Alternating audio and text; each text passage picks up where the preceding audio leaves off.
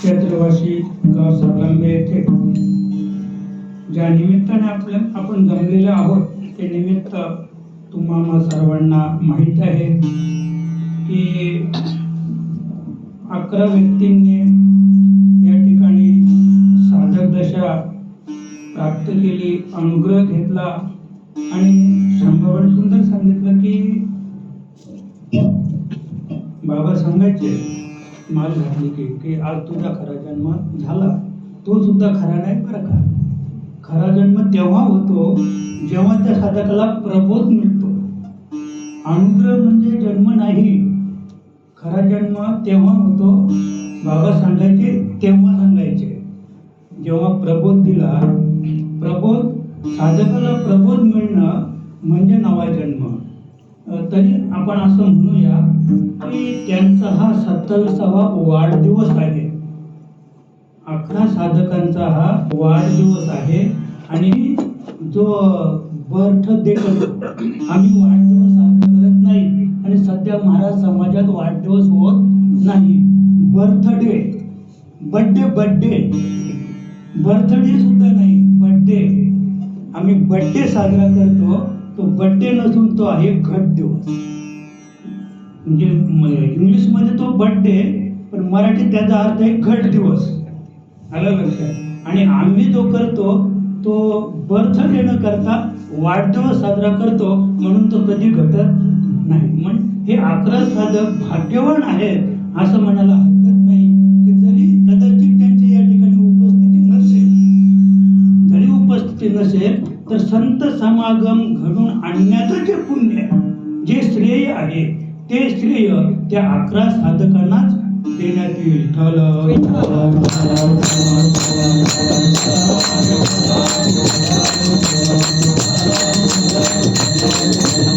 आणि म्हणून त्या निमित्त आपल्या सेवेसाठी घेतलेला अभंग पैठणपूर रहिवासी शांतीचे सागर आणि जगदीश महाराजांच्या सांगण्याप्रमाणे क्रांती नाही का, शांती आणि क्रांती फार महान असे क्रांतिकारक नाथ महाराज होते. आणि त्यांचा हा 4 चरणाचा संतांच्या उपकारातून उतराई होणारा अभंग आहे. संतांच्या उपकारातून उतराई होणारा अभंग आहे. प्रस्तुत अभंगातून नाथ महाराज सांगतात, संत संगतीने झाले माझे काज. संत संगतीने झाले माझे काज, आंतरिते निज प्रगटले. बरवा झाला समागम, अवघा निवारिला श्रम. दैन्य दारिद्र्य दूर गेले, संत पाऊले देखता. बरवा झाला समागम, अवघा निवारिला श्रम. एका जनार्दनी सेवा, करीन मी आपुल्या भावा. बरवा झाला समागम, अवघा निवारिला श्रम. पांडुरंगा बरोबर समान,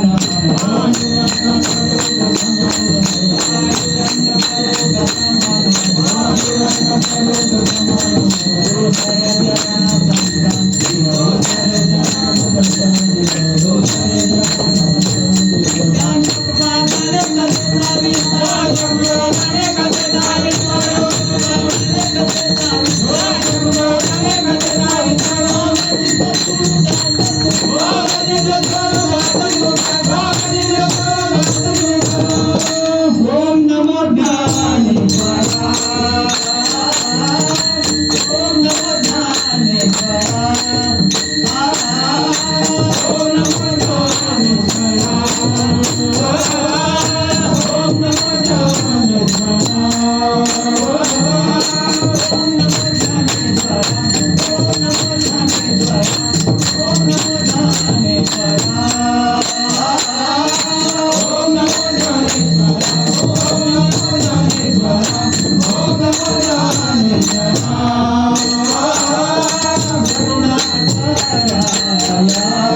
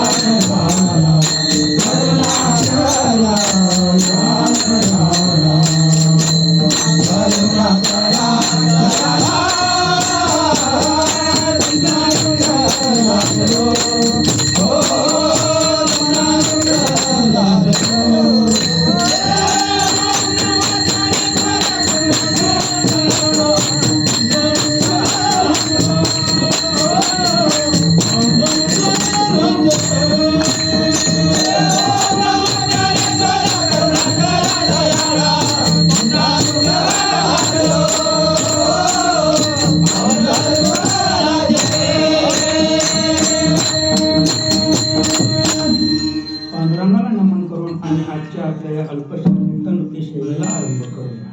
तर प्रथम थोडक्यात सांगायचं म्हणजे नरदेही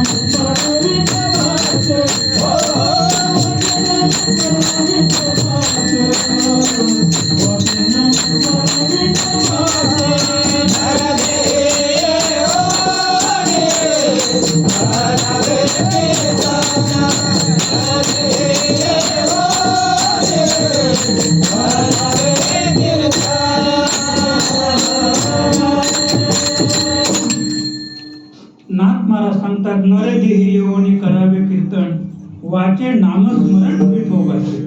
बरं का, विठोबाचे, विठ्ठल विठ्ठल नाही, विठ्ठल विठ्ठल नाही, राम राम म्हणायचं नाही, कृष्ण कृष्ण म्हणायचं नाही, वाचे नामस्मरण विठ्ठलाचे किंवा विठोबाचे, विठोबाचं नामस्मरण करायचं. ते विठोबालाही माहीत नाही माझं नाव काय महाराज, विठोबाला सुद्धा माहीत नाही माझं नाव काय, रामाला माहीत नाही, रामाशी राम ठाऊक असता शरण का जाता वशिष्ठाशी. रामाला रामाचं नाव माहीत असतं, म्हणजे माझं नाव काय आहे हे विचारायला प्रभू राम वशिष्ठाला शरण गेले. वशिष्ठाने रामाला रामाचं नाव सांगितलं, अरे तुझं हे नाव आहे, तुझं राम नाही, तू राम नाहीस, तू राम नाहीस, तू आत्माराम आहेस. हे कोणी पटवून दिलं? वशिष्ठ मुनीने पटवून दिलं. कृष्ण सुद्धा, तर कृष्णाला कृष्णाचं स्वतःचं नाव माहीत असतं तर ते का सांगेपणी ऋषीला का शरण गेले असते? म्हणजे आपलं नाम माहीत करून घेण्यासाठी कलियुगामध्ये नितांत सद्गुरूची गरज आहे. आपलं नेमकं नाव काय बरं का? आता फक्त ठेविले नावेशी ओ देत उठी बस. रामदास हाक मारलं की रामदास पाठीमागं पाहिलं, पण त्याला हे कुठे माहिती की हे ठेविले नावाशी ओ देत उठी हे नाव कोणी ठेवलंय? भटाने ठेवलंय. हे कोणी ठेवलं? पंचांगात पाहून भटाने ठेवलेलं हे नाव आहे. आणि ज्याला गुरुकडून आपलं नाव माहीत झालं त्याला भटाकडे जायची गरज, पंचांग पाहायची गरज नाही, हात दाखवायची, हात पाहायची सुद्धा गरज नाही. कारण गुरु माऊलीकडून तुझं नाम म्हणजे आपलं नाव जेव्हा आपल्याला माहीत झालं, बस त्याच्यापेक्षा जगात कुठलंच काही श्रेष्ठ नाही. 12 राशी 27 नक्षत्र तिथे कमी पडतात. तुम्हाला गुरुकडून जे नाव माहीत झालं ते नाव 12 राशीत किंवा 27 नक्षत्रात बसत नाही आणि त्याचा परिणाम त्याच्यावर होत नाही. फक्त आपण कधी म्हणजे हवालदिल व्हायचं नाही. त्याला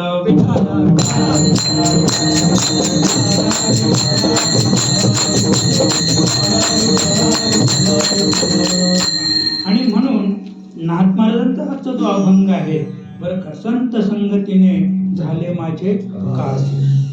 काज म्हणजे काम, काज म्हणजे काम, काज म्हणजे याला इथे पण काज असतो ना, त्याला आपण बटन लावतो, त्याला पण काज म्हणतात, बरं का. पण इथे काज म्हणजे काम, पण काम आहे, पण विवेक वैराग्य युक्त निष्काम सेवा या नाव काज, बरं का. ऐशिया काजा लागी अवतारावे मी युगा युगी. भगवंताने अनेक प्रकारच्या चोऱ्या केल्या, व्यभिचार सुद्धा केला, बरं का.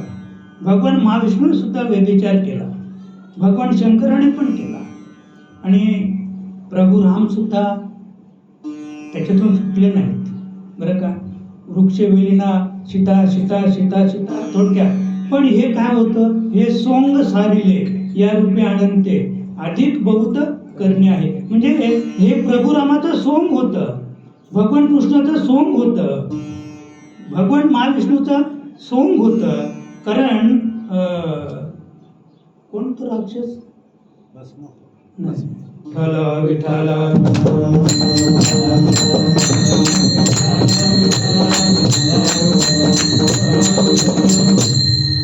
उंदे बरोबर जो त्याने व्यभिचार केला, जालंधर नावाचा राक्षस.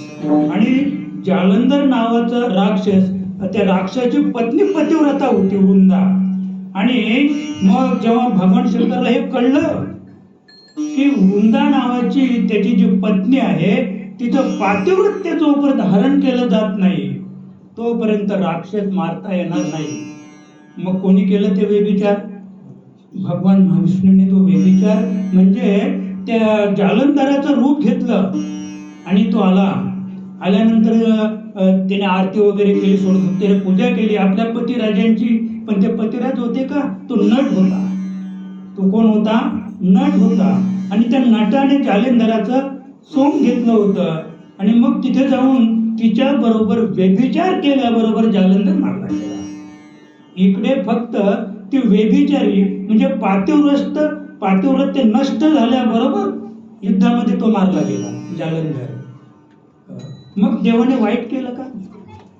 अधर्माचा बिमोड करण्यासाठी जे केलं जातंय त्याला काम न म्हणता काज म्हणतात. ऐशिया काजाला भगवान सांगतात की मी उगीच अवतार नाही घेतला, हे मला गरजच काय? कशासाठी अवतार? कामासाठी? अजिबात नाही. काजालागी म्हणजे जेव्हा जेव्हा धर्मावर ग्लानी आली, धर्मावर अरिष्ट आलं, अधर्माचा बिमोड करण्यासाठी ऐशिया काजालागी या कामासाठी मी अवतार धारण केलेला आहे. आणि ऐशिया काजालागी भगवंत आले, पण नाथ महाराज सांगतात संत संगतीने झाले माझे काज. नाथ महाराज नेमकी त्याच्या उलट सांगतात, कारण देव काजालागी आले आणि नाथ महाराज सांगतात माझं काज झालं. कशाला का? मी संतांची संगती केल्यामुळं मी पूर्णत्वाला गेलो. म्हणजे माझ्या ठिकाणी वैराग्य निर्माण झालं, विवेकही निर्माण झाला, आणि औदासीन्य त्याला म्हणतात त्या सगळ्या गोष्टी माझ्या ठिकाणी निर्माण झाल्या. कुणामुळं? संत संगतीने झाले माझे काज. आणि आंतरिक निज प्रगटले. फार सुंदर नाथ महाराज सांगतात की माझं काज झालं म्हणजे नेमकं काय झालं तर आंतरिक निज प्रगटले. आपल्या देहामध्ये एक निज शक्ती आहे, आणि ती निज शक्ती मायेच्या अधिष्ठानाने वावरते, बरं का. आपण म्हणतो की जीव हा ईश्वराचा अंश आहे, आत्मा हा त्याचाच अंश आहे. जरी त्याचा अंश असेल तो आत्मा, पण आत्म्यावर सत्ता मायेची आहे. आत्म्यावर सत्ता मायेची आहे, आणि मायेची सत्ता असल्यामुळं आता आत्मा आहे का? प्रत्येक देहात आत्मा आहे, पण त्या आत्म्याचं परमात्म्याशी संधान आहे का? नाही का? आमचं संधान कुणाशी आहे? आमच्या बायका मुलांशी संधान आहे, घरादाराशी संधान आहे, गाडी वाडी माडी नोकरी वगैरे याच्याशी संधान आहे. आणि कशामुळे संधान आहे? तर मायेच्या अधिष्ठानाने हा आहे आत्मा. आत्मा म्हणजे याला आत्माही हा जीवात्माच आहे. हा कोण आहे? हा जीवात्मा आहे. आणि जीवात्म्यावर मायेचं अधिष्ठान आहे.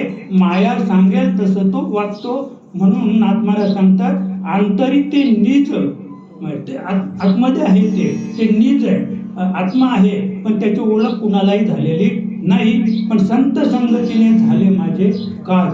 आणि अंतरी ते निज म्हणजे अंतरामध्ये जे सुप्त अवस्थेमध्ये मायेच्या अधिष्ठानामध्ये व्यापलेलं अडकलेलं जे निज आत्मस्वरूप आहे ते आता प्रगट झालं.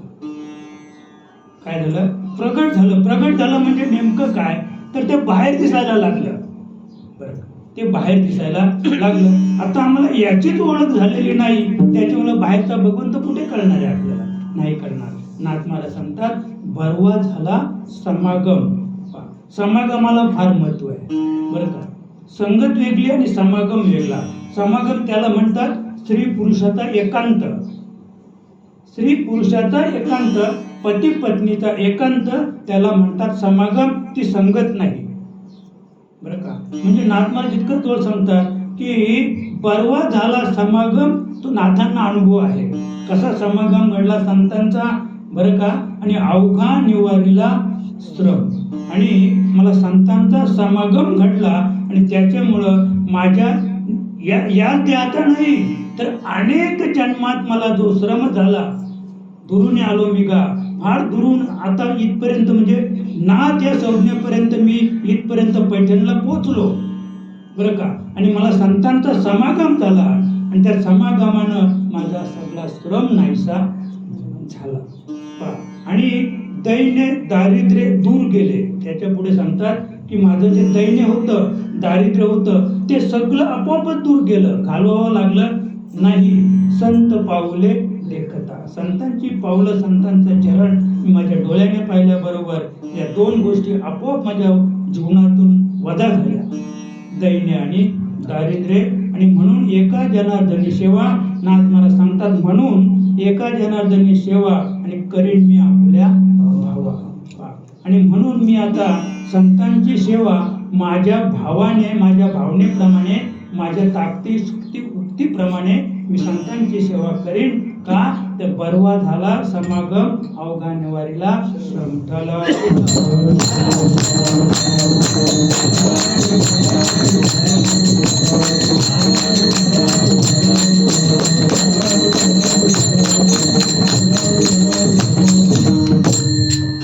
आता आपण नेहमी पाहत असतो. आता आजचा योग असा आला की आपल्या शिंदे सरांनी पण संत परत अभंग घेतला होता नाही का. आणि आपण पण संत परत पाहूया. पण संत ती संतांची आपण नेहमी फोड करत असतो. संत म्हणजे सनातन. संत हा शॉर्ट फॉर्म आहे, त्याचा लॉंग फॉर्म आहे सनातन. म्हणजे सनातन फक्त एक धर्म आहे, सनातन धर्म आहे. आणि सनातन आत्मा आहे. सनातन म्हणजे अनादी. सनातनचा मूळ अर्थ आहे अनादी. जेव्हा कोठेच नव्हते काही, तेव्हा जो आत्मा होता त्याला सनातनी संज्ञा आहे. सनातन म्हणजे संत. थोडक्यात की संत तेव्हा आत्मरूपाने होते. संत तेव्हा आत्मरूपाने होते. म्हणून देवाचा देव म्हणजे संत. देवाचा देव म्हणजे संत. आणि असे जे संत आहेत त्यांच्या काही खुणा आहेत. तुकोबा सांगतात सर्वभूती दया, सर्वभूती दया, सर्वभूती दया, सर्वभूती दया. साधू म्हणावे ऐसिया, साधू म्हणावे ऐसिया, साधू म्हणावे ऐसिया, साधू म्हणावे ऐसिया, साधू म्हणावे ऐसिया, साधू म्हणावे ऐसिया.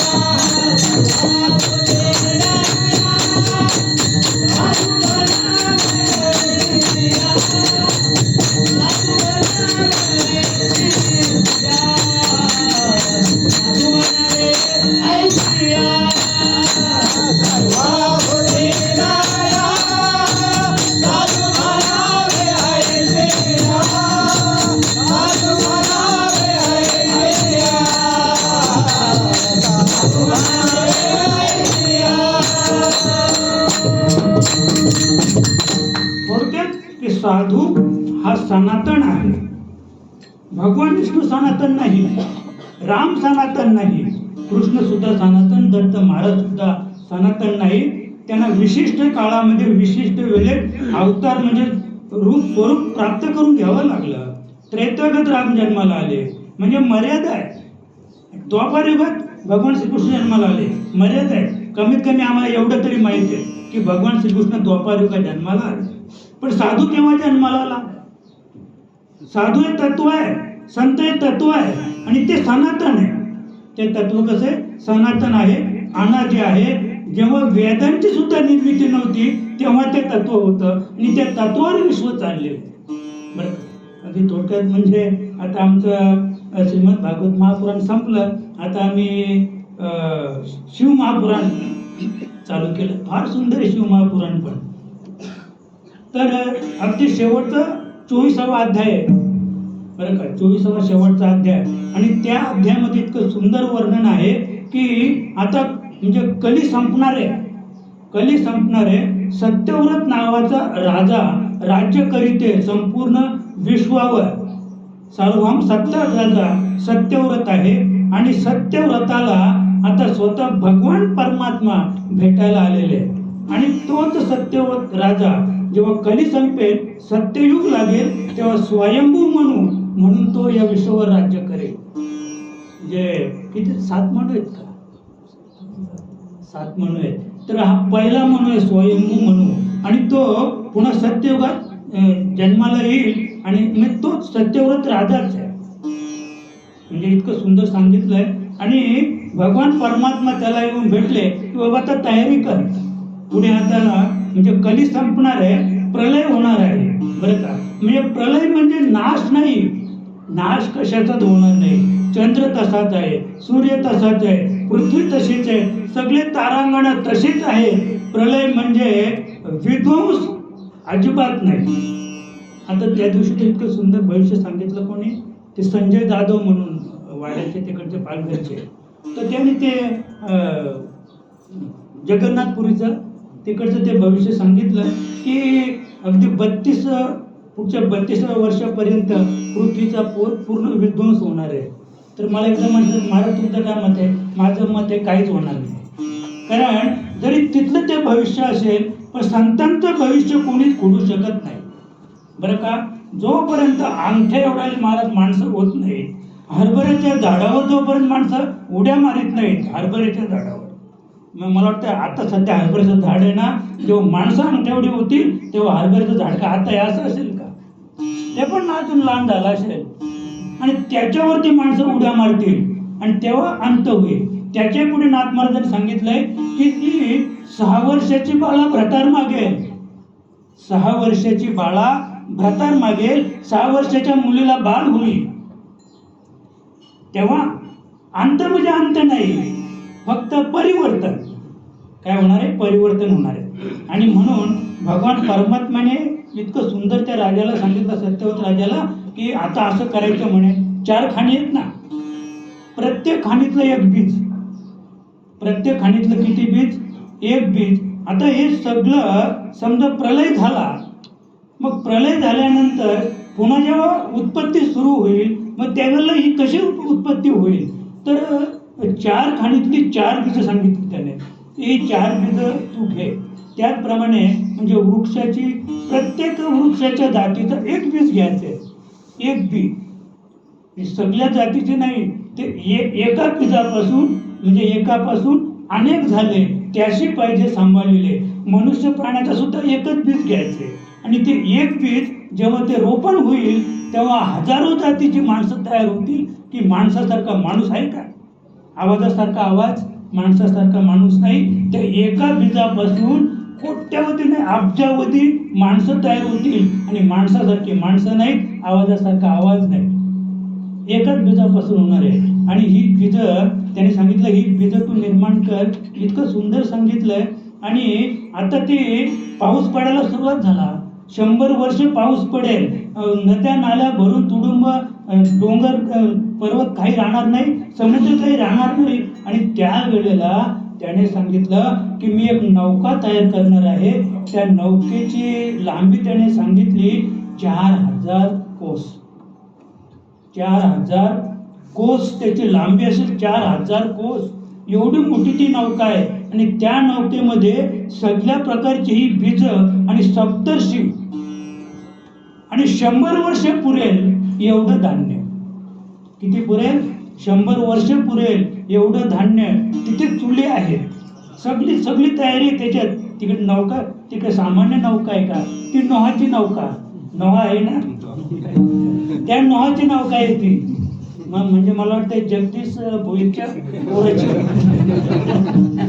ना, ती नोहाची नौका, तिची लांबी आहे 4000 कोस, एवढी मोठी ती नौका आहे. आणि मग भगवंताने सांगितलं की सगळं जलमय होईल, त्यावेळेला त्या नौकेत बसून तुम्ही विहार करत असाल, आणि त्याच वेळेला मी मासा होऊन येईल, मत्स्य अवतार मी, म्हणजे आता सत्ययुग लागणार आहे ना, मी मासा होऊन येईल.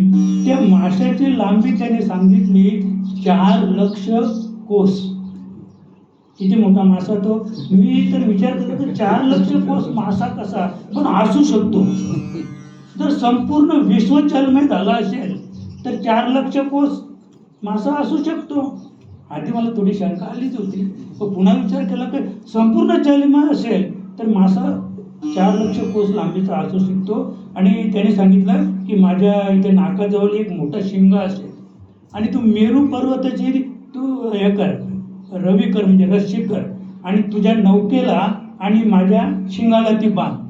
आणि मग ती शिंगाला बांधून आता तो भगवंत ती नौका घेऊन विहार करून राहिलेला आहे असे. आणि फक्त आता ब्रह्मदेवाची म्हणजे संधी प्रकाश संध्याकाळचे मला वाटतं आता तर 2 पन्ने वाजले, अजून ब्रह्मदेवाचे 2 सुद्धा वाजले नाही. जेव्हा ब्रह्मदेवाचे 7 वाजतील ना, मग तेव्हा म्हणजे परिवर्तन होईल, परिवर्तन आज जे आपण पाहतो त्याच्यात परिवर्तन होईल.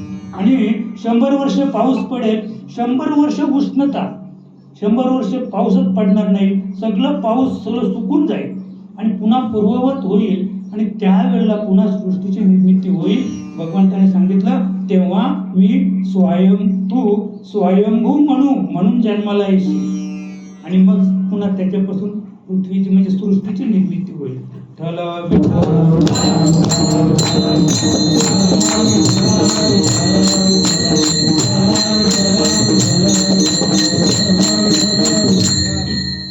आयुष्य काळालागी आपण इथे होतो की भगवान श्रीकृष्ण असेल, प्रभू राम असेल, दत्त महाराज असतील किंवा अन्य देवाधिक जरी असतील तरी ते ज्या कामासाठी आले त्या कामातून त्यांचा काहीच फायदा नव्हता, नाही का. मग भगवान श्रीकृष्णाने आपल्या इथे अवतरित होऊन म्हणजे एक रूप विशेष प्रकारचं रूप घेऊन आणि जे काही काम केलं तर ते केलेलं काम, चोऱ्या केल्या असतील, व्यभिचार केला असेल, आणि जे काही वेगवेगळं म्हणजे अधर्म सदृश अनेक कामं भगवंताने केली, नाही का. उगीच राक्षसांना मारले, काही गरज नसताना सुद्धा मारले, म्हणजे तो अधर्म नाही का.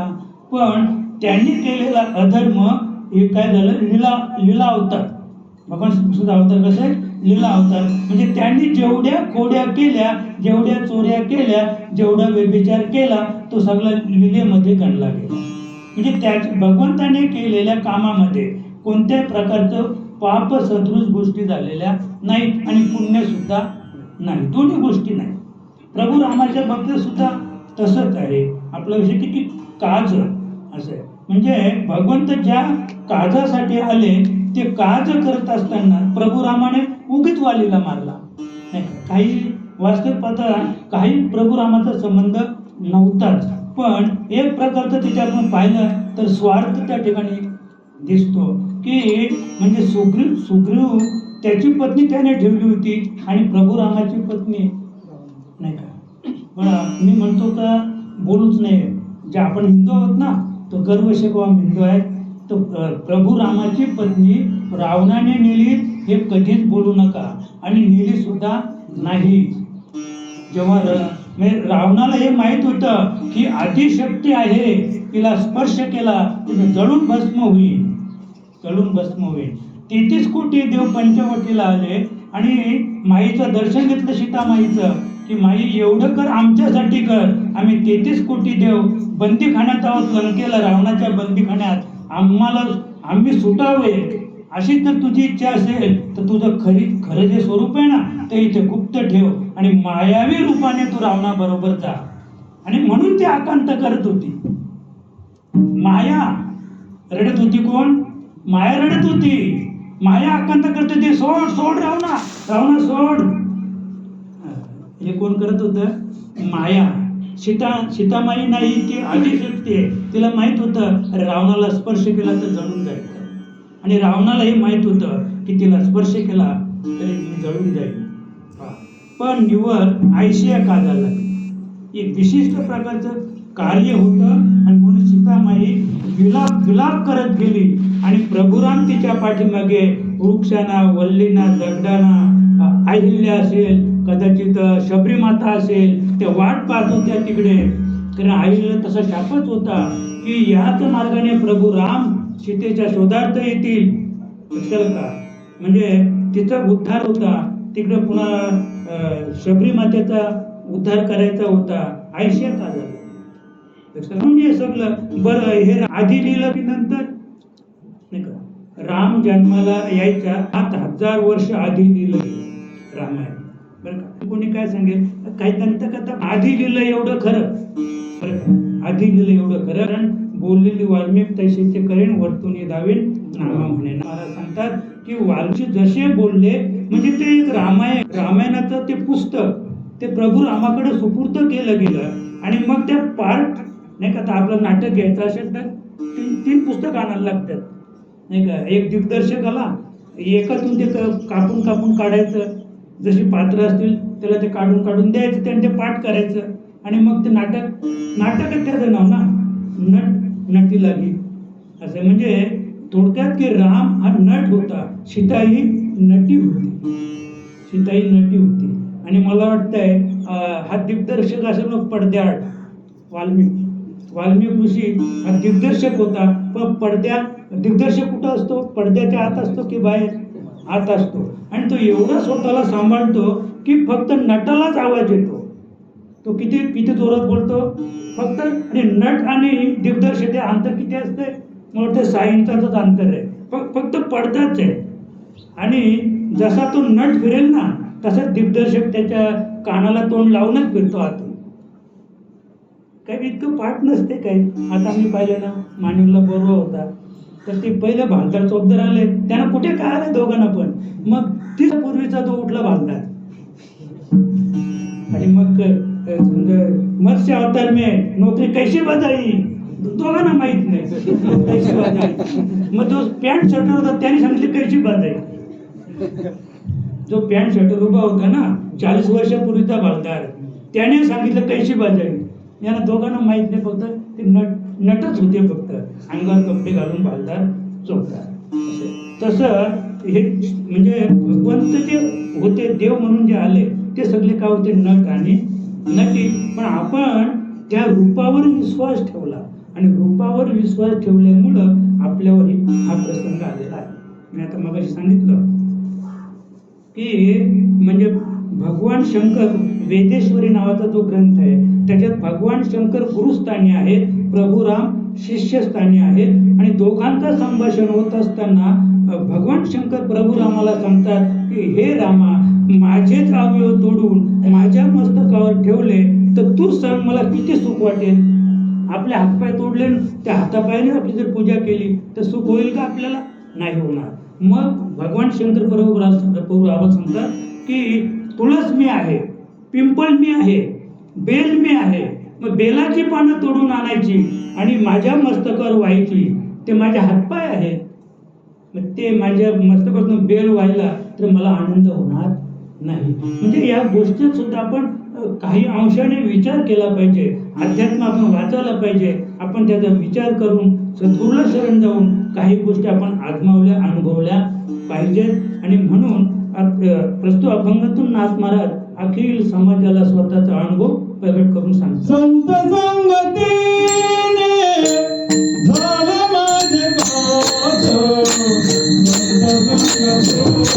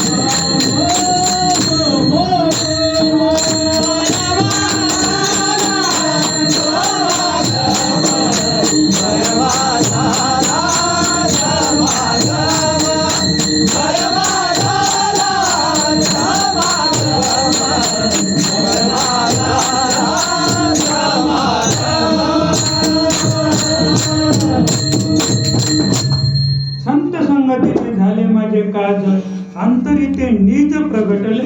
थोडक्यात की नाथ महाराजांनी 12 वर्षे जनार्दन पंतांची चाकरी केली. तर थोडक्यात सांगायचं म्हणजे, आणि जनार्दन पंत त्यांच्यासाठी कृपाळू झाले. त्यांना वाटलं की आपण काहीतरी मोबदला दिला पाहिजे. 12 वर्षे त्या ठिकाणी खतावणीचं काम केलं नाथ महाराजांनी, आणि म्हणून नाथांच्या जीवनातला तो प्रसंग आला. तर अंतरिते निज प्रगटले म्हणजे प्रगट झालं दत्त महाराजांच्या रूपाने. हे जे निज आहे ते प्रगट झालेलं. आता आपण प्रगटन जर विचार केला तर राम प्रगट झाले म्हणता येणार नाही, कृष्ण प्रगट झाले म्हणता येणार नाही, गजानन महाराज प्रगटन दिन, आणखी स्वामी अक्कलकोटचे स्वामी महाराज प्रगटन दिन, भालचंद्र महाराज प्रगटन दिन, साईबाबा प्रगटन दिन. म्हणजे मला हे सांगा, साईबाबा लहानपणी पाहिले? गजानन महाराज तुम्ही पाहिले होते का? नाही, आता तरी पिक्चरमध्ये वगैरे. म्हणजे ते डायरेक्ट प्रगट, म्हणजे त्यांचं वय किती ते मलाही सांगता येणार नाही. जेव्हा ते प्रगटन झाले साईबाबा डायरेक्ट शिर्डीला प्रगट झाले. कुठून आले, काय आले, कसे आले, चालत आले, विमानात आले की जहाजात आले की ओढीत कसे आले? थोडक्यात म्हणजे असं त्यांचं डायरेक्ट म्हणजे येणं आहे, त्याला प्रगट दिन म्हणतात. डायरेक्ट येणं. अक्कलकोटचे स्वामी महाराज पण तसेच. असं मग प्रभुराम कौशल्याच्या उदरी जन्माला आले, एवढं रामायण सांगतंय. भगवान श्रीकृष्ण देवकीच्या पोटी बंदीखान्यात जन्माला आले, महाभारत सांगतंय. ते लहान होतेच, लहान पाहिलेत आम्ही भगवान श्रीकृष्णाला. म्हणजे ते प्रगट झाले का? प्रगट याचा अर्थ तो आहे बरं का. आणि इथे नाथ महाराज सांगतात की अंतरिते निज प्रगटले, म्हणजे नाथ महाराजांच्या आतमध्ये जे निज होतं ते निज लहान होतं असं म्हणता येणार नाही. ते प्रगट झालं, प्रगटन झालं त्याचं. आणि ते जे प्रगटन होतं ते दत्त महाराजांच्या रूपाने होतं. मग दत्त महाराज तिथे लहान दिसले का त्यांना? प्रगटन, मला हे सांगायचं आहे. आणि नाथ महाराज सांगतात की मला जी संतांची संगती घडली, जनार्दन पंतांच्या संगतीमुळं मला माझं जे निज आहे ते निज, आता प्रत्येकाच्या ठिकाणी आत्मा आहे तरी ओळख नसेल तर मग प्रत्येक म्हणून देव माझ्या जवळ आहे. आणि देव नाही असा जीवच नाही, असं एकही जीव या विश्वात नाही. जर तो लहान किडा असेल, मुंगी असेल, तरी मुंगीच्या ठिकाणी सुद्धा तो देव आहे. म्हणजे आत्मरूपाने तो देव आहे. आणि तो देव निज रूपाने आहे, म्हणजे प्रगट नाही. तो कसा आहे? निज रूपाने आहे. जेव्हा आम्ही सद्गुरूला शरण जाऊ, जनार्दन पंतांना नाथ महाराज शरण गेले. शरण गेल्यानंतर जनार्दन पंतांनी त्यांना आत्मस्वरूपाची ओळख करून दिली. ज्ञानदेव म्हणे भज आत्मदेवा, अखंडित सेवा करा त्याची. अखंडित 12 वर्ष त्या ह्या ज्ञानदेवाची थोडक्यात आत्मस्वरूपाची ओळख करून सेवा केली गेली. आणि सेवा केल्यानंतर मग खऱ्या देवाची ओळख व्हावी म्हणून जनार्दन पंतांनी नाथांना सांगितलं की आता आपला कुठे जायचंय? जंगलात जायचंय. आणि जंगलात जाऊन एका म्हणजे दत्त महाराज फकीराच्या वेशाने येतील हे सगळं सांगितलं होतं. तरी सुद्धा नाथांचा विश्वास बसला नाही, कारण ते कोण होते? ब्राह्मण होते. ब्राह्मण होते. आणि फकीराच्या हातचं खाणं तो प्रसादच काय. माझ्या जीवनात एक वेळ तुम्हाला जर सांगितला, मला तर माझा जो पहिला गुरु होता त्याने मला महाराज अमृत दिलं होतं. अमृत तरी मी नाकारलं. अमृत देऊन सुद्धा नाकारलं. पण ते अमृत काय होती माहिती आहे का तुम्हाला? मदिरा होती, मदिरा, दारू होती. तर मी सांगितलं बाबा मला चालणार नाही, कारण माझं आयुष्य गेलं, मी त्या मदिरेची चवी सुद्धा पाहिलेली नाही. पण मग बाबा अर्धा लिटरचं ते अर्धा लिटर होतं अमृत. सगळ्या जगाचा उद्धार केला असता मी घेतला असतं. ते अमृत एक थेंब मिळाला ना, एक थेंब अमृताचा, तरी जगाचा उद्धार होईल. अर्धा लिटर होतं अमृत. तर मी सांगितलं नाही म्हणे, मला नको, त्या अमृताची चव सुद्धा मला पाहिजे नाही. मग माझ्या माऊलीने म्हणजे गुरुने, त्या गुरुने ते घेतलं आणि त्याच्यात असं मंत्र टाकले, 2-4 मंत्र टाकले. आता म्हणे अमृत झालं घे. म्हटलं जरी ते अमृत झालं असेल तरी मला नको. मग माझा एक जोडदार होता फळेगावचा, त्याचं सुक्रिया आली त्याचं नाव. तर त्याला ते दिलं म्हणे, बघा कोणासाठी अमृत निर्माण केलं आणि कोणाला. म्हटलं माझा भाऊ आहे, त्याचा उद्धार होऊन द्या. मी नरकात गेलो तरी चालेल, पण मला अमृत प्राशन करायचं.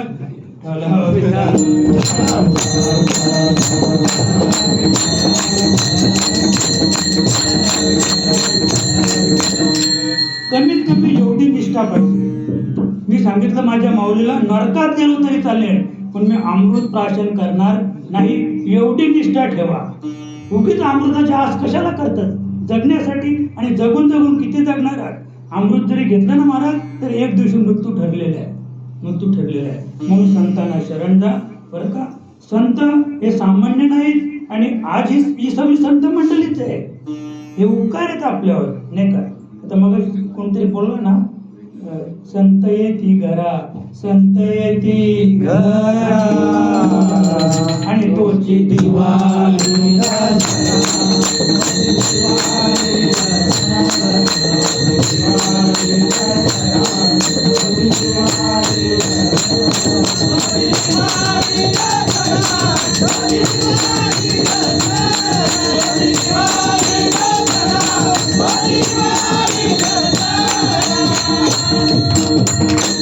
तुकोबारा सांगतात, संत येती घरा, तोची दिवाळी दसरा.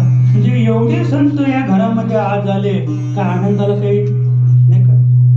दसरा सण मोठा नाही, आनंदाचे तोटा. म्हणजे एवढा आनंद या घरामध्ये आज या दाम्पत्य, म्हणजे मला वाटतं केशव आणि कांचन दोघांची एकच रास आहे. केशव आणि कांचन, पण राशीवर जायचं नाही. रामाची रावणाची एकच रास होती, कृष्णाची आणि कंसाची एकच रास होती, पण विचार वेगळे. म्हणून राशीवर जायचं नाही. कदाचित त्यांचे 36 गुण असतील, नाही का? कारण नाव एक असलं की किती गुणात जमतात? 36 गुण जमतात. जर एक रास आणि एक नक्षत्र आलं तर 36 गुण जमतात.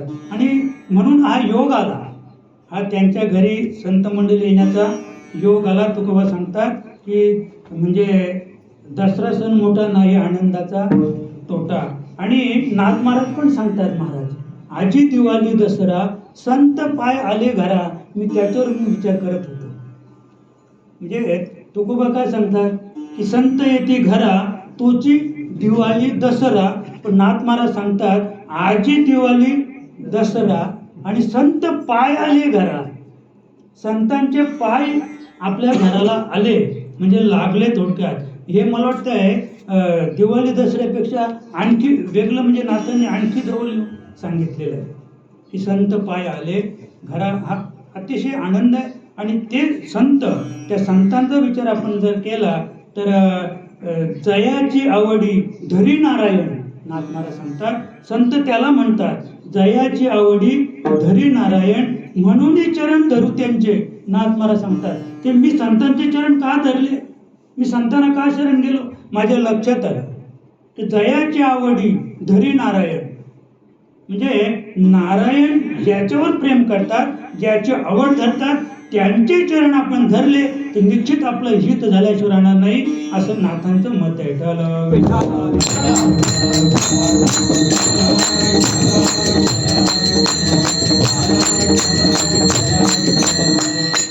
दुसरी परिभाषा पण नाथांची पाहिली तर आपुलीच दारा, जरी टेके व्यभिचारा, तरी क्रोधाशी तू थारा येऊ निधी. हे नाथांचं प्रमाण आहे. साधूचं लक्षण नाथ महाराज सांगतात, बरं का? पण या लक्षणांवर आपण विशेष लक्ष देत नाहीत. सध्याच्या काळामध्ये ते तसं योग्य वाटत नाही, बरं का? आणि तिथपर्यंत आजचा माणूस पर्यंत जाणार नाही. पण एक गोष्ट निश्चित आपल्याला करता येईल, नाथांच्या उक्तीप्रमाणे आपुलेच धन जरी तस्करी नेले जाण. नाथ महाराज सांगतात आपुलेच धन तस्करी नेले जाण, जयाचे मन उद्विग्न नव्हे. म्हणजे याच अभंगाचं हे दुसरं कडवं आहे. आपुलीच दारा जरी टेके व्यभिचारा, या अभंगाचं हे ध्रुवपद आहे, बरं का? आपुलेच धन तस्करी नेले जाण, तरी ज्याचे मन उद्विग्न नव्हे. बरं का? एका मिनिटात सांगतो दृष्टांत की नाथ फार श्रीमंत होते. एकनाथ महाराज अतिशय श्रीमंत होते. सांगतात असे की दररोज पुरणपोळीचं तिथे जेवण होतं, दररोज पुरणपोळीचं जेवण. आणि नुसतं पुरणपोळीचं जेवणच नाही तर 2-4 कप चहा होईल एवढी साखर पण रोज द्यायचे. जे लोक यायचे ना पुराण ऐकायला तर त्यांना दररोज साखर द्यायचे. आणि लोक प्रेम म्हणून येत नव्हते. अहो साखर काय, गुळ मिळत नव्हता, गुळ, चहाला गुळ नव्हता मिळत, तेव्हा नाथ महाराज साखर द्यायचे आणि 2-2 पोळ्या खायला द्यायचे. लोक म्हणजे भुकेपोटी यायची, पुराण ऐकायच्या, पोळ्या खायच्या, साखर घ्यायची. म्हणजे किती श्रीमंत असे नाथांची. ते श्रीमंती ऐकून त्या घरात 7-8 चोर शिरले आणि मग सगळ्या मिळून असे गाठोडे बांधले, गाठोडे. प्रत्येकाच्या दोघं तिघा मिळून गाठोडे एकेकाच्या वर उचलून दिलं. ते 7 गेले आणि 8वा तिथेच राहिला. त्याला ते उचलतच नाही गाठोडे. तो प्रयत्न करायचा उचलायला, अगदी त्याच्या मुखातून आवाज निघायला लागला, उचलताच येत नाही. तो काढायला लागला आणि नाथ जागे झाले. नाथांनी पाहिलं तर अरे काय करतो, तर तो ते गाठोडे उचलत होता. अरे म्हणे थांब, तुला एकट्याला उचलता येणार नाही. नाथांनी मदत केली आणि उचलून त्याच्या डोक्यावर दिलं. त्याला म्हणतात जरी त्याचे मन उद्विग्न, म्हणजे वास्तविक ती काय होती, चोरी होती, चोरी होती, तरी तो म्हणतो अरे थांब, तुला उचलत नाही तर मी उचलून देतो, पण घेऊन जा. त्याला म्हणतात संत. त्याला काय म्हणतात, वैराग्याचा पुतळा, विवेकाचा शिरोमणी त्याला म्हणतात. की ज्यांची इथपर्यंत मनाची धारणा इथपर्यंत त्याची गेलेली आहे, लक्षात का. आणि म्हणून अंतरी ते निज प्रगटले, त्याच्या अंतरामध्ये ते निज ब्रह्म प्रगट झालं. आणि म्हणून ते प्रगट झाल्यानंतर नाथ महाराज दुसऱ्या चरणात सांगतात, परवा झाला समागम,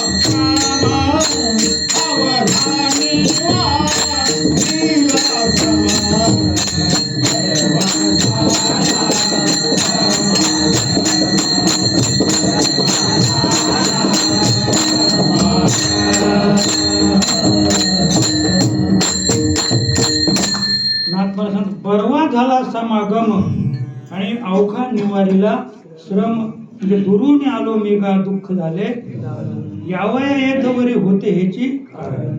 जे कारण आहे त्या कारणाला आपण वंचित झालेलो आहोत, पाठमोरे झालेलो आहोत.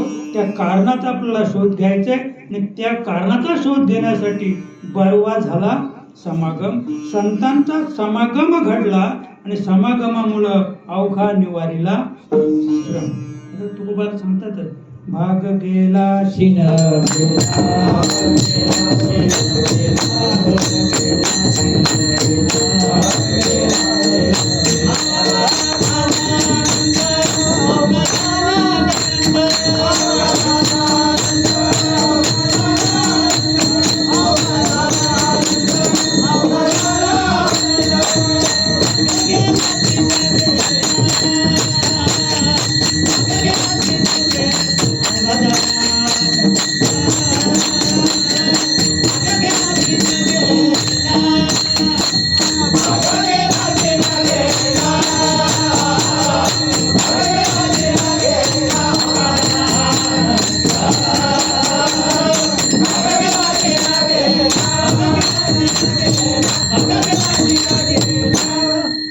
भाग गेला शेण गेला तुझं पाहता विठ्ठला.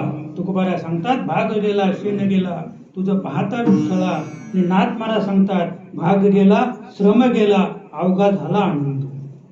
भाग गेला श्रम गेला अवघा झाला आनंदू, नाथ महाराज सांगतात बरं का. आणि म्हणून एक नाथांची जी उक्ती आहे, फार समागमाला एवढं महत्व आहे. एक छोटासा दृष्टांत सांगेन आपल्या लक्षात येईल. एका गावामध्ये गुरु नानकजी गेले होते आणि त्या गावात गेल्यानंतर त्या शहराचा जो राजा होता तो अतिशय नास्तिक होता, क्रूर होता आणि संपूर्ण जनता त्रस्त झाली होती त्याच्यासाठी. अतिशय वाईट तो राजा होता. आणि त्या गावामध्ये गुरु नानकजी गेल्यानंतर सगळी लोक दर्शनाला आले, व कोणतरी महात्मे आहेत, कोणतरी संत आहेत म्हणून ही झुंबड सगळी लोक दर्शनाला आले.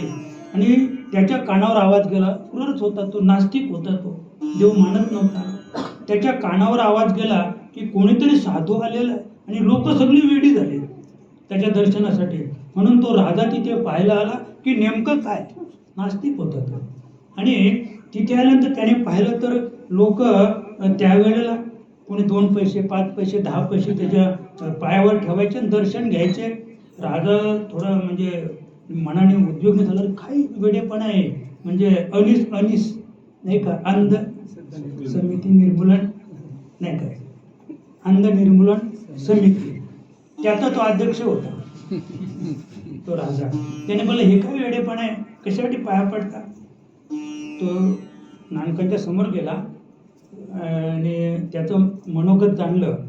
तर नानकाने ते जाणलं की याला पुढचा जन्म चांडाळाचा आहे, याचा पुढचा जन्म कुठला आहे, चांडाळाचा आहे. पण फक्त दृष्टिक्षेप झाला, क्षणभर समागम घडला म्हणजे नानकाचा आणि त्या राजाचा. तर नानकाने सांगितलं तू उद्या ये, उद्या सकाळी मला भेटायला ये.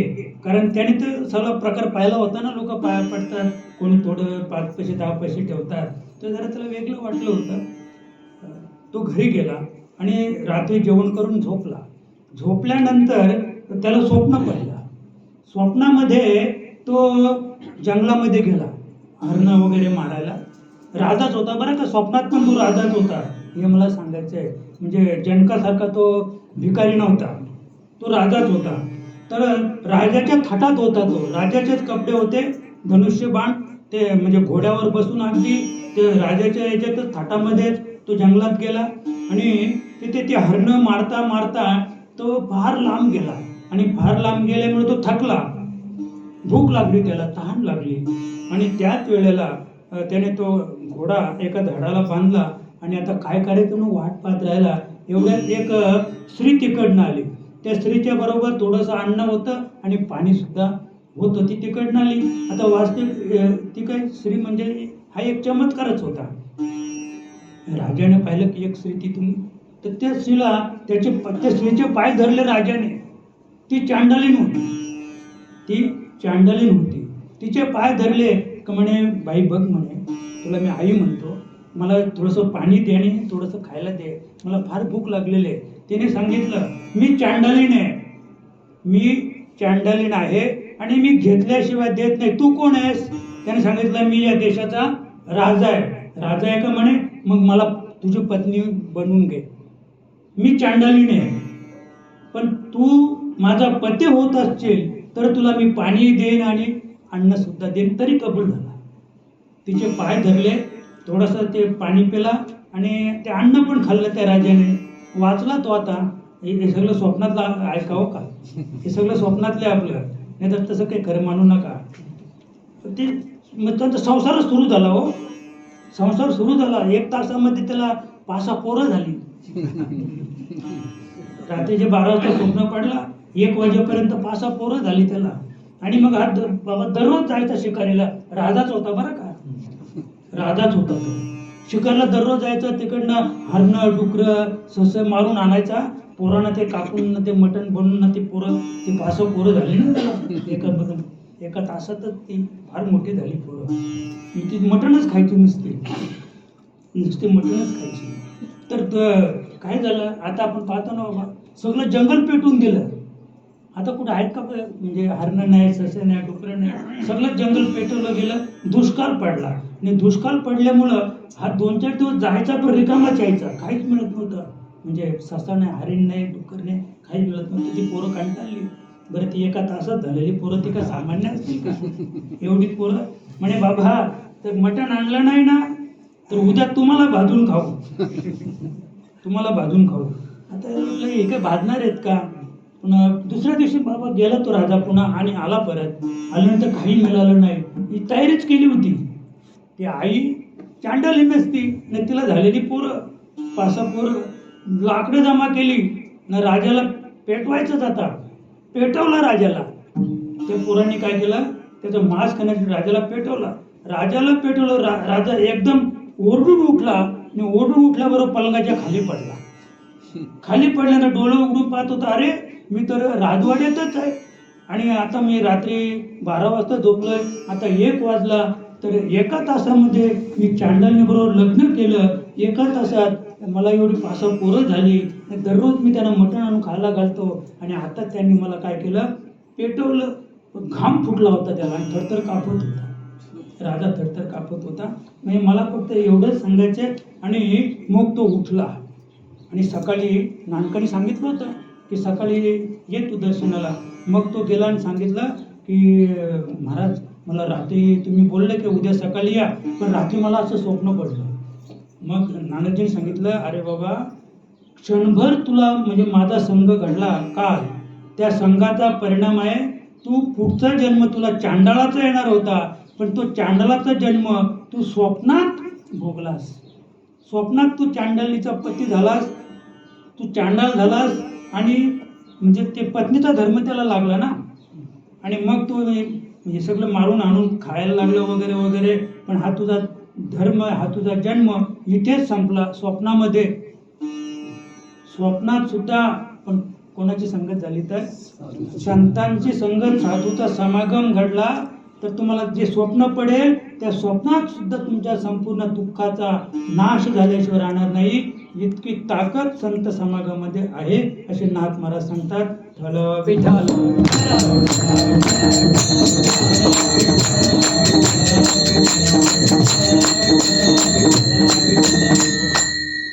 नुसतं जन्माचे जन्ममृत्यू राहटीत चुकेल असं नाही, तर दैन्य दारिद्र्य दूर गेले. तिसऱ्या कडव्यात नाथ महाराज सांगतात की माझं म्हणजे नाथांचा अनुभव नाथ प्रगट करतात त्या अभंगातून की माझं दैन्य गेलं बरं का, आणि माझं दारिद्र्य पण गेलं. नाथांसारखा श्रीमंत संत आता 57 संतांमध्ये सगळ्यात श्रीमंत संत असेल तर नाथ महाराज. तुकोबा पण श्रीमंतच होते, पण सांगतात असं, पण त्यांची श्रीमंती वेगळी होती. ती त्रिभुवनी आम्ही वैभवाचे धनी.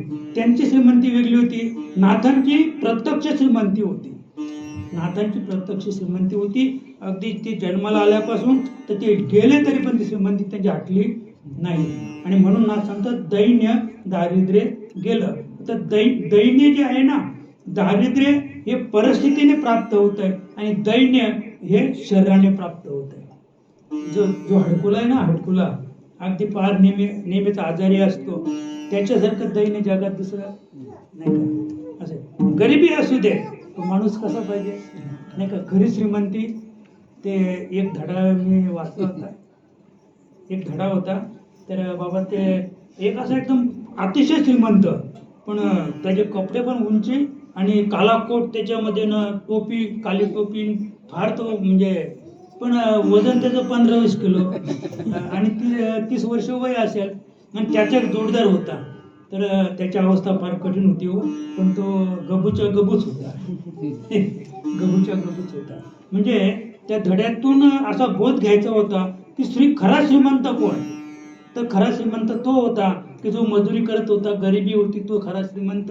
आणि हा काही श्रीमंत नव्हता. याला नाही साखर खायची, नुसते मूग डाळ उकडायची बाबा, भाकर नाही खायची, तांदळाचा भात नाही खायचा, मूग डाळ उकडून खायची. काय तर जगण्याला अर्थ आहे का नाही का.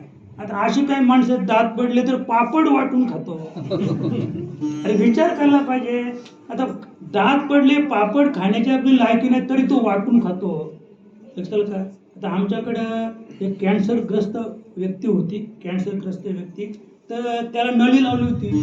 तर नळीतून त्याला ते पेज वगैरे पातळ टाकायचं.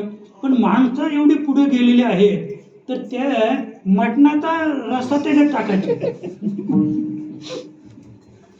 म्हणजे समाज एवढा पुढे गेलेला आहे. अरे ज्याला काहीच खाता येत नाही, काहीतरी पातळ दूध वगैरे टाका त्याच्यामध्ये, त्याला मटणाचा रसा टाकला आणि त्या मटणाच्या रसाने त्याचा आजार मेला तो माणूस. कसा जगेल तो? कॅन्सरसाठी पूर्ण शाकाहारी लागतो. दारू प्यायची नाही, सिगरेट ओढायचं नाही, तंबाखू खायची नाही, गुटखा खायचा नाही, मटण मच्छी खायची नाही. हे काही प्रत्येक काही नियम आहेत जगायचं असेल तर जगण्यासाठी. पण आपण जर नियम मोडले तर मृत्यू लवकरच आपल्याला येईल. काही गोष्टी आपल्याला सांभाळायचे. दैन्य दारिद्र्य दूर केले. नाथ महाराज सांगतात की माझ्या जीवनातलं दैन्य, थोडक्यात दैन्य म्हणजे पुनरुपी जन्म पुनरुपी मरणम जन्म पुनरुपी शयनम. हे दैन्य या शरीराचा दैन्य आहे. हा जो आपण आकार घेतलेला आहे ना, या आकाराला मृत्यू आहे. आत्म्याला मृत्यू आत्म्याला नाही. आत्मा अमर आहे, आत्मा नित्य आहे. पण आत्मा ज्याचा अंगीकार करतो त्याला मृत्यू आहे. म्हणजे पंचतत्वाचं हे सांगाड आहे. अष्टधा प्रकृतीला म्हणतात. पृथ्वी आप तेज वायू आकाश आणि रजोगुण तमोगुण आणि सत्वगुण हे 8 एकत्र आले की आकार निर्माण होतो. आणि त्या आकारामध्ये आत्मा प्रविष्ट होतो आणि मग त्या आत्म्याच्या संघाने एक जीवात्मा निर्माण होतो. आणि जीव जो आहे तो मनाच्या संगतीने बुद्धीच्या सहाय्याने कार्यरत होतो. म्हणजे इंद्रियांचा जो धर्म आहे ते इंद्रियांच्या धर्माने आत्मा बाधित होतो. आणि इंद्रियांच्या धर्माने आत्मा बाधित होणे या नाव दैन्य. या नाव दैन्य की इंद्रियांच्या धर्माने आत्मा बाधित होणे या नाव दैन्य. आणि दारिद्र्य बरं का. आता दारिद्र्य तर विचारावंच नाही का. तर हा देशच दारिद्र्य कितपत पडलेला आहे. दारिद्र्य तर फार अवस्था कठीण आहे. न बोलणे बरं असं आहे की आजचं म्हणजे प्रत्येकाला वाटतं बा आता बरं चाललंय. बरं काही नाही. पूर्वी फार समृद्ध माणसाची मनं इतकी म्हणजे मन जे आपलं आहे ते इतकं समृद्ध होतं. 10-15 माणसं एकत्र बसायची, एक शेकोटी पेटवली, सकाळी 10 वाजेपर्यंत, संध्याकाळी 7-9 वाजले तर हजर. कामच नव्हतं हो. कुटुंबात तर फार मजा होती. बाया माणसं ते सुना ते शेतावर जायच्या आणि तिकडेच गोदड्या शिवत बसायच्या. काहीच काम नाही. ते मालकाला माहीत नाही. बाया माणसा गेलं तिकडे पाला जमा करायला, गवत जमा करायला. त्या झाडाखाली बसायच्या. नाही का जनार्दन बाबांना विचारा. दहीगावला एक कुटुंब होतं. त्या कुटुंबात 110 माणसं होती. त्या कुटुंबात बाबा 110 माणसांचं कुटुंब ते त्यांनी सांभाळलं होतं. पण 10-20 बाया जायच्या शेतावर. गवत जमा करायचा प्रश्नच नाही. गोदऱ्या शिवायच्या हे ते आहेत आपल्या रेंगात. तिकडे संध्याकाळी यायचं घरी. एवढी इतका आराम होता कुटुंबात. पण कुटुंबात आराम करायला कोणी तयार नाही. 2 सुना असल्या तरी लगेच वेगळी निघून. आणि जी सून वेगळी निघली तिची तब्येत कधीच होत नाही बरं. तिला वाटते की मी बाहेर पडली का तब्येत अजिबात होणार नाही. कारण सगळं तिच्यावर पडलं ना. कुटुंबाचं ओझं तिच्या खांद्यावर आलं. आणि जेव्हा आपण कुटुंबात असतो त्यावेळेला तिची वाटणी असते. केलं नाही केलं तरी चालेल असं आपला विषय. दारिद्र्य दूर केलं. दैन्य गेलं, दारिद्र्य गेलं. आणि संत पाऊले देखता म्हणजे संतांची पावलं पाहिल्या बरोबर नाथ महाराज सांगतात माझं दैन्य जन्ममृत्यूची रहाटी चुकली आणि जे दारिद्र्य आहे ते सुद्धा माझं नष्ट पावलं. म्हणून एकदा भजन करूया.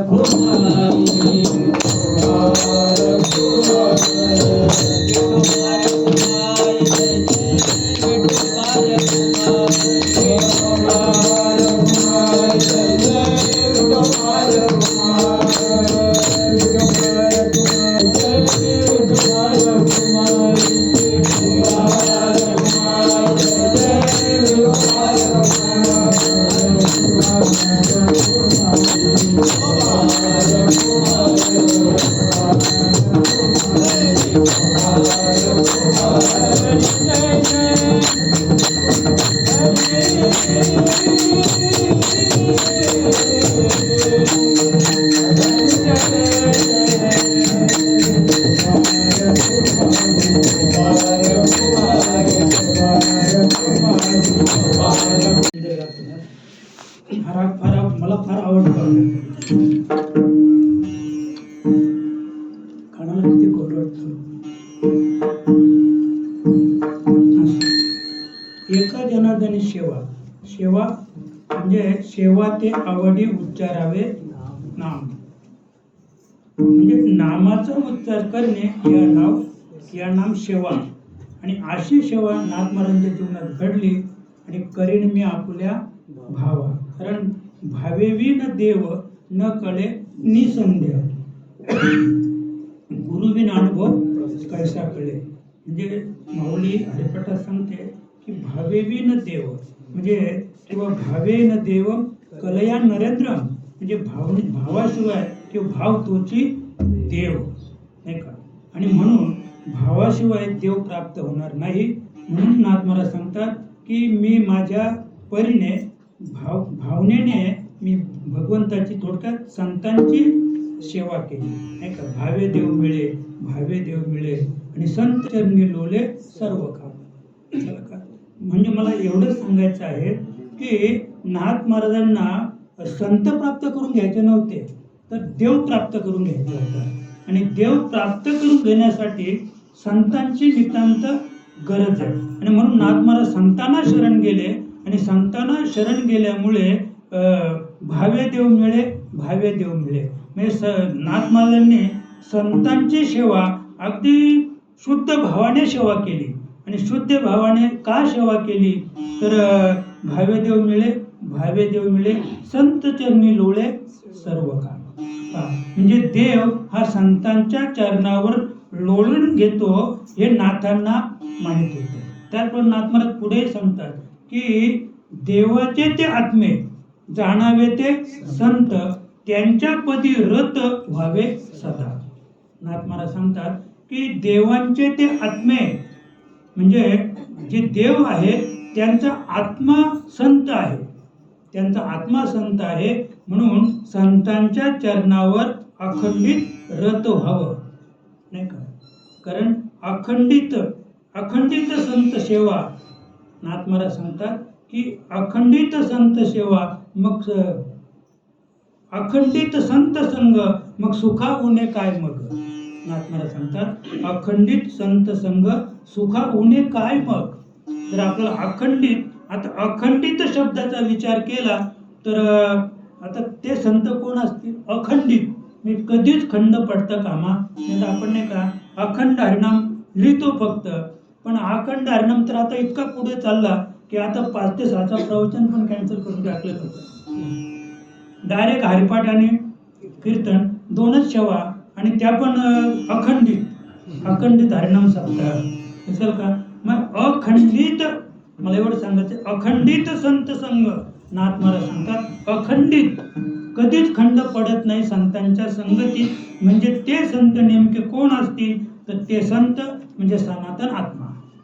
फक्त आपण आत्म्याशीच अखंडित रत राहू शकतो, आत्म्याशीच आपण अखंडित संगत करू शकतो. अन्यथा असं एकही कुठली वस्तू नाही की त्या वस्तूशी आपण अखंडित रत राहू, अखंडित त्या संघामध्ये राहू. अशी जगात कोणतीच वस्तू नाही एका आत्मस्वरूपा शिवाय. आणि असा जो आत्मा आपल्या देहामध्ये नांदतो, त्या आत्म्याची रात्रंदिवस आपल्याला संगत करायचे. एका जनार्दनी सेवा करीन मी आपुल्या भावा. आणि तो शुद्ध ज्याचा भाव झाला, दुरी नाही. आमच्या मुक्ताई सांगते, तुम्हाला सांगते, माऊली ज्ञानोबा सांगते की शुद्ध ज्याचा भाव झाला, दुरी नाही देव त्याला. म्हणजे ज्याचा भाव शुद्ध झाला तो चित्त शुद्ध करी, शत्रू मित्र होती व्याघ्र न खाती सर्प तयार. ज्ञानेश्वर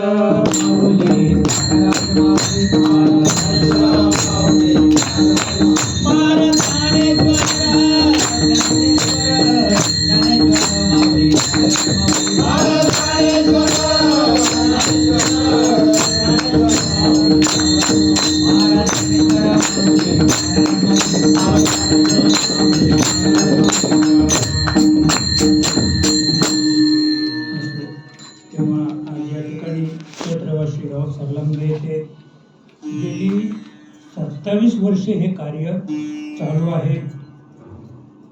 हे 27वे वर्ष आहे. आणि हे असंच आपण चालू ठेवलं पाहिजे. एकमेका सहाय्य करू, अवघा धरू सुपंथ. आणि त्याच्यासाठी प्रत्येक सर्वांनी एकत्रित येऊन हे संघटित कार्य केलं तर आपल्या आनंदाला सुद्धा पारावर राहणार नाही. आज या ठिकाणी म्हणजे की विशेष उपस्थिती म्हणजे हे पाटील महाराज दहिवलीचे आणि आपल्या शिंदे सरांच्यामुळं ते या ठिकाणी अगदी सकाळपासूनच आहेत. त्यांचा रिक्षाचा व्यवसाय असतो, पण तो व्यवसाय त्यांनी आज बंद ठेवून आणि त्यांना मुद्दाम मी उभे केले, कारण आपण सगळे माईकवाला तर ताठत असतो. मग ते शास्त्रच आहे असं काहीतरी, ज्याच्या पुढे माईक आहे त्याने अंग हलवायचं, त्याने अंग हलवायचंच नाही ज्याच्या पुढे माईक आहे असं आहे. आणि मग तो एक ताटला की बाकीचे सगळेच ताटतात, तर सातकरी ताटू नयेत म्हणून पाटील बाबांना आम झालं उभे राहिले, कारण ते बाजूला नाही पाहत. आता हरिपाठात मी पण उड्या मारून पाहतो, एक दोन उडी मारून पाहायची, बाजूचा उडत नसला तर आपण पण ताठायचं. पण ही व्यक्ती अशी आहे की ती ताठत नाही, ते बाजूला पाहत नाही. ती उड्याने तर नका उडू, मी आपल्या छंदे गायनाचे उड्या आपल्या छंदे मनाचे आनंदे आवडी. मी ते आपल्या छंदामध्ये आपल्या आवडीमध्ये उडत असतात. त्यांना जेवढी धन्यता द्यावी तेवढी थोडी. पुन्हा कुठे कार्यक्रम असला तर या, तुम्हाला शिंदे महाराज आमंत्रण करतील नाही का. आणि सर्व मंडळी तुम्ही आम्ही अगदी तुमचे सगळ्यांचे चेहरे पाहिल्यानंतर, अगदी सगळे प्रफुल्लित आनंदी चेहरे पाहिल्यानंतर आपल्यालाही आनंद आहे. पण वेळ झालेला आहे, प्रत्येकाला जायचं आहे. किती वाजले? 10 मिनिट कमी आहेत. आता यांना पण नाईट ड्युटीवर जायचं आहे. आमचे मनीषा आहे, तिला पण नवी मुंबईला जायचं आहे. म्हणजे बरीच मंडळीला लांब लांब जायचं, तरी आपला वेळ बराच गेला असू द्या, तरी मला माफ करा. तुम्हाला सर्वांना धन्यता देऊन आणि आपली ही कीर्तनरूपी सेवा माऊली प्रभाकर महाराज यांच्या चरणी समर्पित करूया.